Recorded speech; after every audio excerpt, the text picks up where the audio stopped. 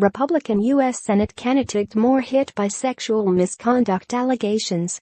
Reuters, a woman has accused Roy Moore, the Republican nominee for the U.S. Senate in Alabama, of initiating a sexual encounter with her when she was 14 years old and he was 32, The Washington Post reported on Thursday, prompting top Republicans to say he should step aside if the allegations prove true.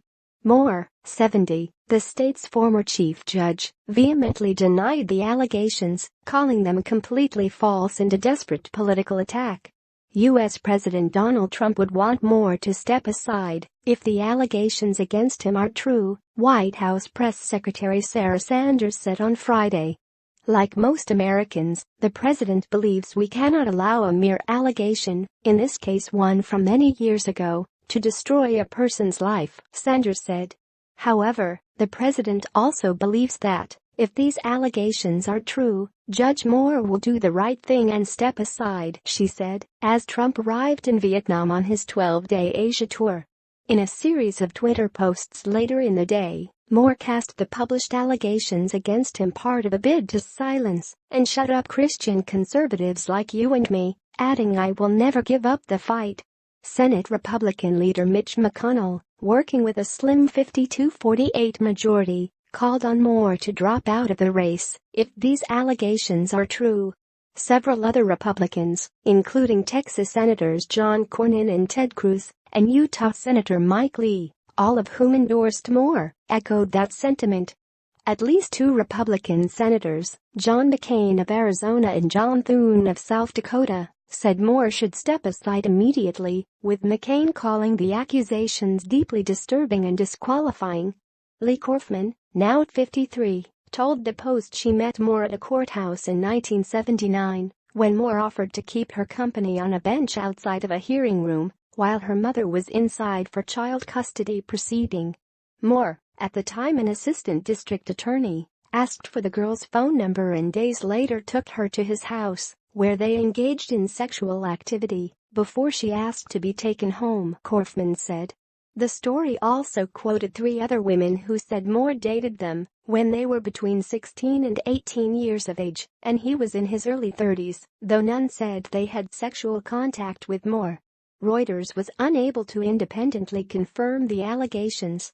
The Moore campaign accused the Post of colluding with Democrats to tarnish his reputation with false accusations.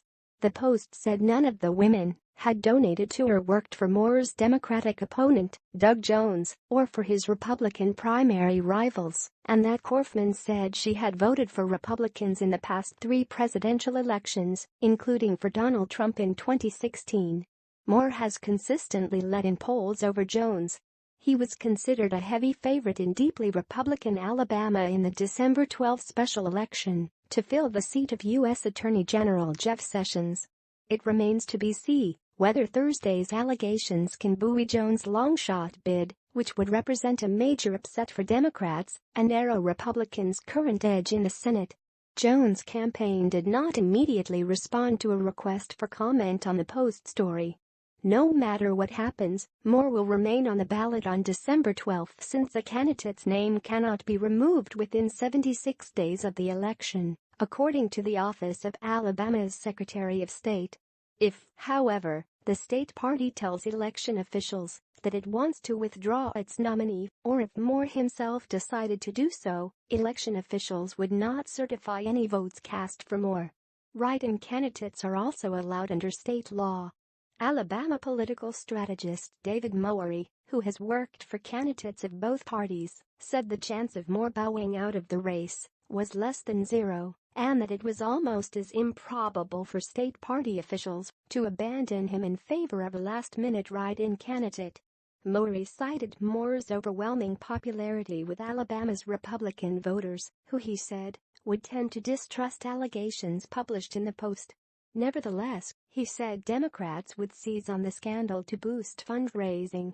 Moore, who has made his moral and religious beliefs the heart of his pitch to voters, prevailed over several Republican opponents in a closely contested primary that saw Trump, McConnell and most Senate Republicans support the incumbent who had been appointed to Sessions' seat, Luther Strange. The race exposed rifts between the Republican Party's conservative base and its Washington-based establishment. Moore's candidacy was heavily promoted by former Trump strategist Steve Bannon, who has vowed to support grassroots challengers.